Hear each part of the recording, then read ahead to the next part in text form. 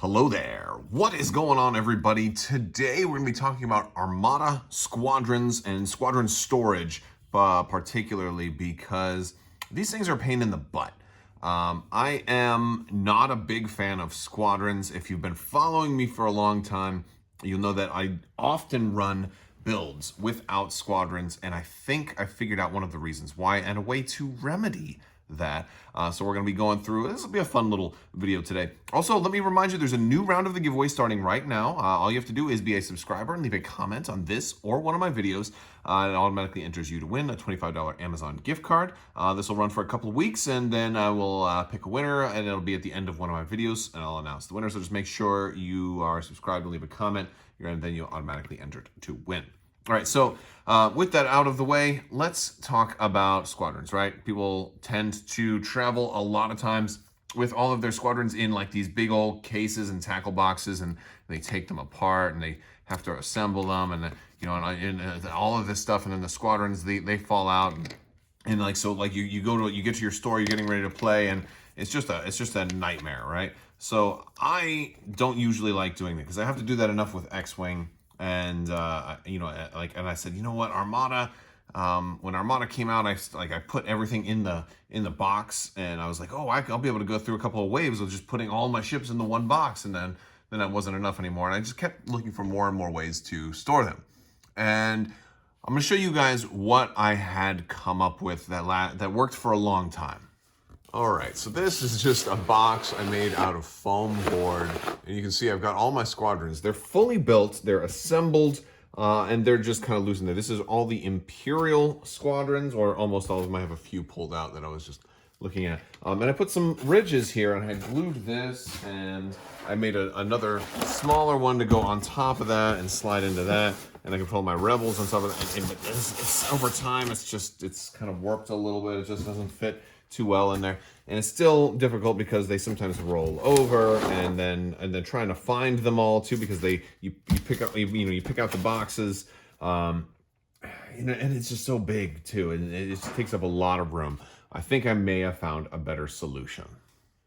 So the solution is going to involve magnets, and for me, I'll be using Battle Foam magnet racks. Now, this is not a video sponsored by Battle Foam or anything like that. I'm just a genuine fan of their products, and so I use them quite a bit. So basically, the inspiration for this came from Legion. Legion minis have this big recessed base underneath here, and I use 6mm by 2mm magnets, and so that they'll stay on there, and they'll stay just fine. And the problem is 6mm by 2mm magnets. Well, I've got like a whole bunch of them, and I was like, oh, will that work under here? And like, this just doesn't look like it's quite deep enough. Like maybe it is kind of on the sides, but if you go like on the sides there, it's just not quite, big enough for you to be able to fit one of those magnets in there. And that really would be perfect, right? If I could just have my, like maybe all my TIE Defenders like in a row, and then all the TIE Interceptors in a row, etc. That would kind of be like the ideal solution. So similar to what I've been doing with Marvel Crisis Protocol, because I did determine coming up with a way to magnetize those, I've got these. Now these are 6mm by 1mm. Look at that, 6 by 1. Now these are neodymium magnets. I got these, I think from Apex Magnets, but there's a lot of magnet wholesalers out there. A lot of times they have to like ship in from overseas or something like that, so they can take a while, but they're not that expensive. You can get a big, I think it's like 30 for $5 or something like that. And so I bought like 150 of them, something like that. But there are places that have it even cheaper than that. It just depends how long you want to wait. So basically I get super glue, and you don't want to use plastic cement. You want to use super glue. You get a nice little glop of it right there. And you take this and slide that off, stick that in there. Uh-oh, press it down, but don't get it on your fingers like I just did. Well, I know I got a magnet glued to my finger. Awesome. All right, let's try that again with a different one. So yeah, you're gonna get a little bit of glue on your fingers, and that's gonna dry, and then you're gonna have to peel it off, and there will be some pain involved with that. But yeah, so but there's a little bit of trial and error because they don't actually. Oh, that's right. They don't want to go on in the very, very center because there's a little divot kind of right in the center. So I kind of put it below the center. I almost forgot. But yeah, and so I wouldn't put them straight. If you have Magnaracks, I wouldn't put them straight on there. I'd put them on some other surface because something about this has to dry, and it's going to take like an hour or so to dry. I mean, it'll kind of get relatively dry soon, but if I put it on there right now, it may just pull off to the thing. But that is going to let it be flush, all right? And I've already done like this one, and then I have green TIE. I have a few green TIE fighters, but basically the point is they're going to go just like that, right? And now I can just set them up, and now I don't think you could do them upside down completely because I haven't glued all of these pieces in. But although, honestly, at this point, I could totally just glue like the whole thing together and not have to worry about it. The only time you'd have to worry if you wanted to glue everything together, it would be if you wanted to flip one of these guys upside down because, hey, I need Soontir Fel, but I can't find my Soontir Fel, so I need to find a regular TIE interceptor to flip upside down, and then that could be a pain in the butt.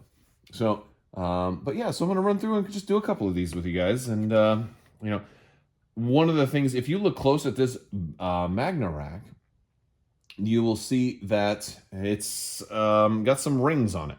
And what that is a result of is me, and the first time when I started with Legion, I would glue them and I would put them down too soon. Like I'd give them a few minutes, but then there would be like something about like the way super glue dries, how it absorbs a lot of moisture and stuff. It does something to the metal. It just leaves a discoloration, and that's kind of ugly. So that is a result of putting basically super glue that's still wet on your minis and then setting them down on there. So what I do is I just set them off to the side and I leave them, and I'm going to do all of my Imperials. So I just grab a big handful at a time and then start doing it. And I can group them up as I'm doing it. Now, this same methodology in theory could work for ships. But the problem is that ships have some different properties underneath. And also, there's some tricks. Yeah, and again, just don't do it right in the center. Do it slightly off center because that little divot will provide an uneven seal, so you won't like have your magnet resting flush against the plastic. So go just slightly up. Now, yeah, but we're going to look at the ships in a little bit and some of the struggles that I have with trying to find a good solution to do the ships the same way, because it would be really fun to be able to just have like a spare, sheet and just say, all right, here's my build for the day, and then just bring them all out on a big magnet. So speaking of sheets, right? So these Magnaracks are nice because it's a modular system. You can stack them up, and it doubles as both like maybe a shelf, a sub shelf on your shelf, as well as a storage facility because there's bags and all that other stuff that goes with them. But they have Magnarack sliders now, and Magnarack sliders are really cool. So basically, it's a different type, and I have some of those for Legion, but basically they slide out, and you can take them instead of having to disassemble everything.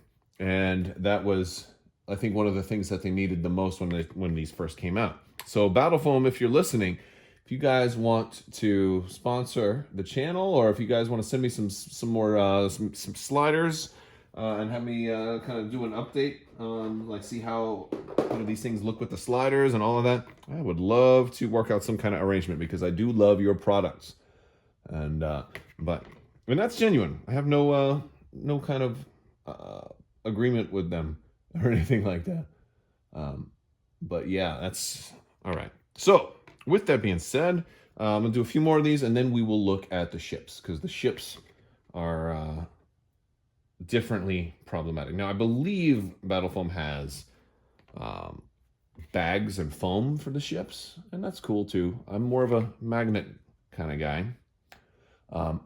Now, also, if you don't want to use something like this, because these are a little on the pricey side, you can always just magnetize them and stick them to any kind of metal sheet, right? Like a cookie sheet will work also.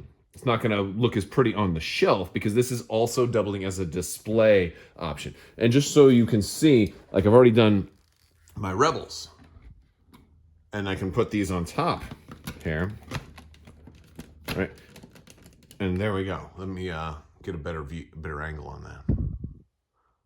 All right, so here you can kind of see an idea of how just a two-tiered rack would go. I mean, I've got all my Legion stuff on lots of these, but like if you wanted to just take one with you too, if you had a whole build, like look, I've got them totally sideways right here. Like these are really good racks for neodymium magnets. One more thing too, if you are going to mess with neodymium, there's some safety information you need to read about them too. Like if they shatter, the magnetic force is really strong with them.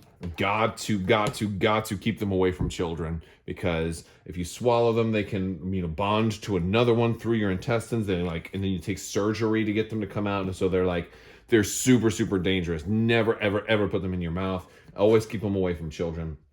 That's one of those reasons buckyballs had to be, like, you know, taken off the market and stuff. So, but yeah, it's like super easy, super accessible just to get them. And you can line them up, have all your X-Wings in a row, all your B-Wings in a row, all your Y-Wings in a row, all your TIE Fighters on the bottom shelf, and make it just so much easier to have access to them.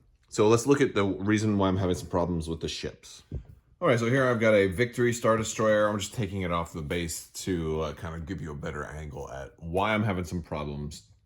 Trying to come up with good ways to magnetize something like that. Now, first off, you can see it's pretty clear you don't have, you know, like a flat surface, you know, in which to put any of the magnets. Now, you do have this little area right here, and it's, let me see if I have, here we go. I'll put a piece of cardboard up against it, and you can kind of see, can you see right there? There's just a little potential, right? A little potential right in here. You could probably do one of these 150, I'm sorry, 150, you know, these 1x6mm magnets right here, but it's like like a U shape. So there's nothing flat for it to really sit against. So I feel like it's not gonna be that stable. But then the other reason also is for the ships, because their bases are so big and this is underneath, how many times when playing do you have to overlap a piece of cardboard, right? And this is, I don't know, I just feel like that's gonna make your ships, like when you do, sometimes you land on that piece of cardboard, I feel like that's gonna make your ships like spin, like, and sometimes that already happens. And it's really a pain in the butt, but I feel like that's maybe not going to be a good thing. I'm not sure. Maybe I need to try a different size. But I guess this is my question for you guys. If any of you have magnetized a ship, I'm curious how it has gone for you. I mean, because in theory, you could try doing stuff in the corners, but like, look how deep it is. That's, you know, that would be a really expensive magnet if you put one all the way there. And also it'd be like crazy strong too. You'd have to pull it with two hands to get it up off of the thing, maybe. So I feel like a magnet right here in the center would probably be good. I mean, the ship is a lot bigger, so it might just be enough to keep it from sliding around on there. But I'm just not sure if that's going to complicate the game a whole lot. So I haven't tried magnetizing the ships just yet. But the ships usually aren't a problem. I've got those on display anyway. It's really just the squadrons that are, you know, have been an issue for me. And I think this is why I don't usually play Squadrons as much, because it's so much of a hassle to dig them out and to find them and to find the one I'm looking for. I'm like, oh, I need Gold Squadron. Which Y-wing is the Gold Squadron one? You know what? Screw it. I'll just you know what? It's easier for me just to say, you know what? I'm just not gonna go. Let's just go no Squadrons. It's easier to find no Squadron than to find Gold Squadron. That's that's the worst dad joke of the day right there. No Squadron as opposed to Gold. Oh, that's terrible. But yeah, so just, you know what, this can, like, you could do this in a single afternoon and magnetize all your little ships, your little squadrons here. I always end up with a little bit on my fingers after I'm done because accidents will happen. And unfortunately, that's just gonna be something that I wash my hands and it'll peel off eventually.